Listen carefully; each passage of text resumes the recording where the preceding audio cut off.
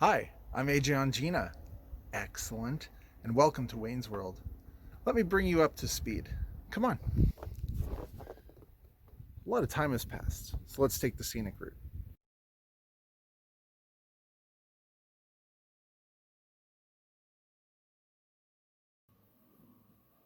So a year has passed. I'm a little older, a little wiser. I'm starting to get hair in some really weird places. I feel like I'm turning into Sasquatch. I still don't go out with my girlfriend Cassandra. She's cutting a record demo right now. Her career is really taking off. You remember Cassandra, don't you? What a babe. She'd give a dog a bone. But even though I live on my own now, everyone's really hassling me to do something with my life to become an adult. But what I'd like to do is something extraordinary, something big, something mega, capacious, kajunga. Did I say that right? But I'll probably end up working at Great America mopping up hurl and lung butter. You remember my best friend Jimmy, right? I almost forgot. This year Jimmy finally got pubes. So now, if you guys know what that movie is from, you're awesome. I mean, right, that kind of gave it away. It wasn't the first one, which is my favorite movie of all time, but it was 2, Wayne's World 2. Another great, excellent, excellent movie selection out there. But why I'm here today is a 1-year retrospective, because I didn't realize this. I'm filming this on the day of. Today is the actual day, because I woke up this morning and I realized what day it was. Completely forgot that today was the day, officially, that this bad boy here, Blanket of Ghosts, was released. So it's the 1-year anniversary of my first, I don't know what you call it, professional, officially released first solo album. You may have heard me talk about it before, but it's not my first. Very, very technically, that was my fourth. It was my fourth solo album. The first one, when you're a kid, you make it with a cassette. I don't know if you guys, I guess I'm of that age, that ilk where, I recorded in such a primitive way. I'd record to a cassette, one track, and then I would put it in another cassette deck, press play, and then I'd record with the second cassette deck, and I would layer like that, and by the end, tape was so distorted and all that stuff. So that was kind of that, and I kind of put those tracks in with some live tracks I did with a band from back then. So that was the first album. It hold on a second. Let me see. All right, so I knew I had it somewhere. Right here. The cassette, the very first solo album I ever put together. It was a 5 live songs plus like 10 other like little 2-minute demo tracks. And this one I called AJ Ongenae Before He Never Became a Rock Star, which is hilarious, right? Second solo album I ever did was on CD. I think if you watched my going through my CDs YouTube videos that I put out prior, I can't remember which one of them. I think I did 3 of those. You can see the actual CD case and stuff that album came in. And the third one was actually a rap album, which I know it's kind of funny to talk about this now, but going between the metal and the metalcore bands into what I'm doing now, we were a little bored, and we started working with like Fruity Loops, and we are making beats. And should I be doing this? Like, do you guys want to see me touch my face while I'm doing video? I don't think it's very professional. Not that this is very professional anyway. But yeah, so the third one was a rap album, which you'll never get it. You might get a track off of it though. I have a feeling I might want to release one of those songs one day. And so yeah, Blanket of Ghost was my fourth solo album. There you go. So 1 year. It's been 1 year, and what can I say today about Blanket of Ghosts a year later? So in this past year, I've learned more about the music industry and what it takes to release music than I had in all the other years combined. it's been quite the experience. Let me put it this way. In December of this year, I released a Christmas song. You saw the sweater in the intro to this video, a song called Christmas in the Suburbs. That one single performed better than how do I say this? The one single performed better than every song on my album combined. So if that tells you what I've learned so far about this, is I've tripled my output on one song versus 10, right? What did I learn about the album in general? See, that's good. Blanket of Ghosts was recorded over 4 years, I think. When Jim and I first started working on this, we were running, I believe it was Persona Studio 1, the very first one. And we had to learn how to record. In period, we had nothing. We had no equipment. Hell, we didn't even have XLR cables. We may have had 1 or 2 laying around, but we really didn't have anything. Prior to that, we had like a USB snowball mic from Blue, the ones, little round things. And it really took years to figure this stuff out. And how it went was, the first song we recorded was Pieces. And the best part about Pieces that you're going to hear on this is Pieces, the original, very first ever recording, that is the version you got on Blanket of Ghosts. Not what you think, though. The original version was vocals plus a couple of acoustic guitars, and that was like the song. And what I did was I took that original recording and I just kept layering new instruments, the drums, electric guitar, the bass. That all came after the fact. And Pieces ended up being like the 5th finished song that I had, even though it was the first one I recorded. Down the Road was the next step up. We really upped our game on recording Down the Road. And then and then we did Don't Fool Yourself. So those were the first 3 songs we did.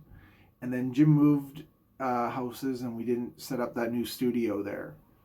And it wasn't for a couple years that I decided that, I'm going to record a song. And I wrote Mega Satan. And at that point, I was like, okay, well, I'm going to do this at home. I'm not going to worry about going to gyms, because I didn't even live in the city at that point. And so I started learning how to record. And Mega Satan was the first song that I ever did on my own. And that's where basically I took the reins of learning Studio One. And it's been my DAW ever since. Like, that was the one that we picked. I'm running off, what do I have here? Fire Studio Projects, 8 input. It's been terrific. Actually, I have 2 of them at this point. But yeah, so that's kind of how this progression went. And after Mega Satan, it may have been Amsterdam. At that point, I recorded all the rest of the album. As soon as I knew what I was doing with Mega Satan, I just went to town and recorded the rest of the album right then and there. In terms of the reception for this album, I honestly thought that if I put this album out there, this is my belief, I promise, I put the album out and people were going to find it and they were going to pick their favorite songs and everything was just going to be great and it was going to blow up. I didn't expect it to blow up, like be mega radio and sell millions of copies or anything, but I honestly thought that people would just listen to it. And I released the album to crickets. There was nothing. There were no streams for a long time. I mean, I got the first 10 streams and then nothing for like months. And I had to really hunker down and figure out what the missing piece was. Turned out it was music marketing. And I still don't know what the hell I'm doing with that yet.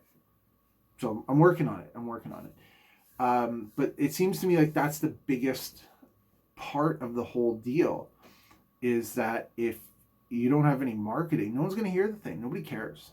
Like, honestly, I think Spotify gets 40,000 songs a day.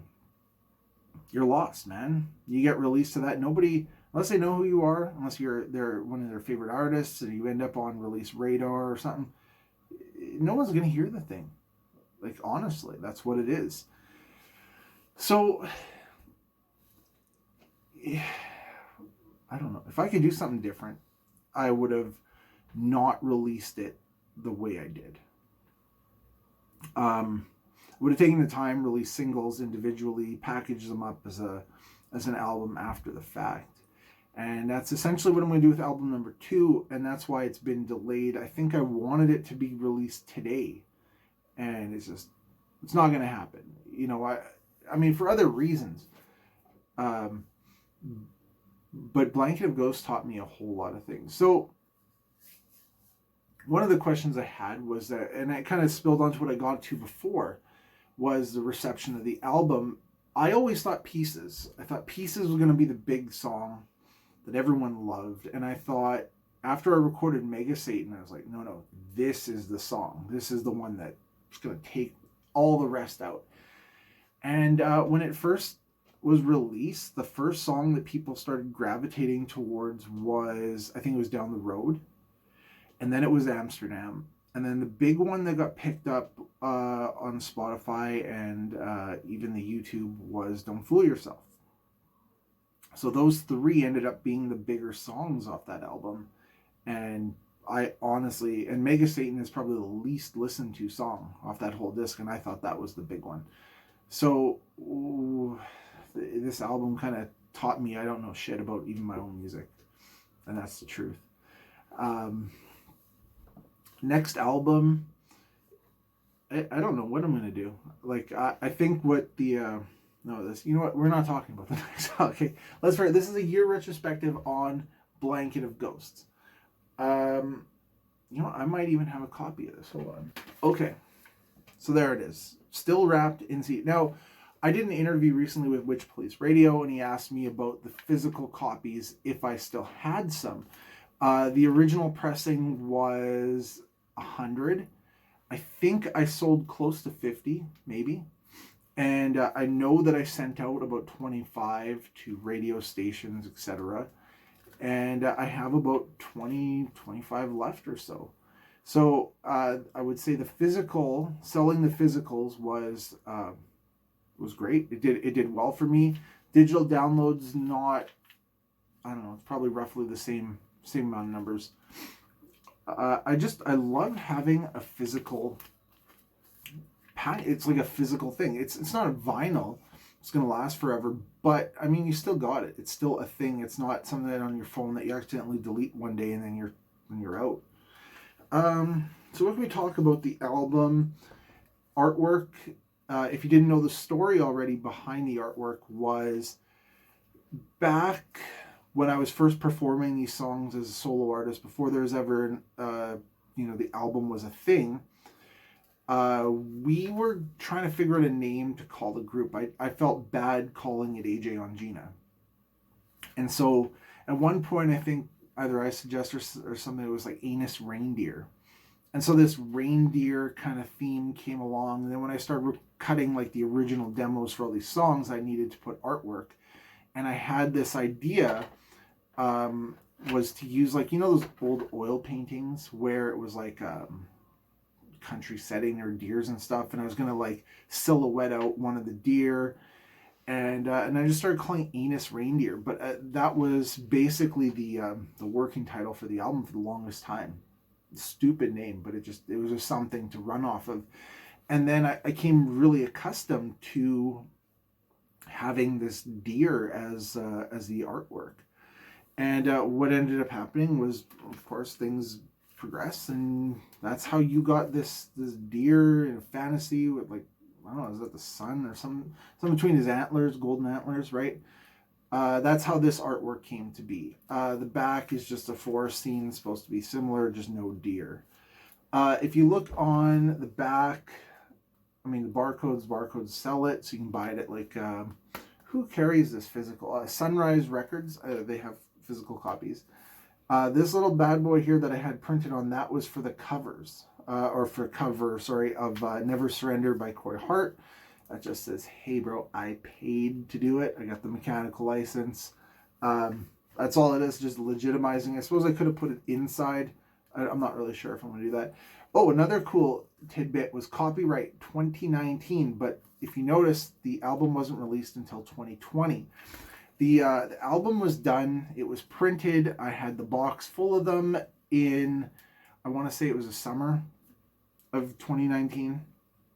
And I was looking to put together a band to perform these live, and then trying to find venues. We had a couple of venues fall through. And so eventually what happened was, with the timing and the venue and the band, it had to be released in 2020, even though I had physicals in 2019. So officially a 2020 release, but it was done in early 2019. So if you're ever wondering why these things take so long to come out, that's it. Yeah, so I did allude to Never Surrender being cover, Mega Satan, Don't Fool Yourself, Pieces, Amsterdam. Okay, so we've talked about the big ones. Environment Canada. The story behind that, again, was the song was originally called And We Go. And I played it for a guy at work, and he said, hey man, that sounds like it should be on the Weather Network. And up here in Canada, of course, we call it Environment Canada. So that's the name of that song. That's where it came from. Haven't heard that. Highway 6 is a real place. I've been there many times in my life, and if you're from Highway 6, man, are you guys weird. That's what the song's about. The song Nothing is really nothing. It is a song about nothing, wrote for no reason. No, there was a reason, but okay, let's talk about Nothing for just a second here.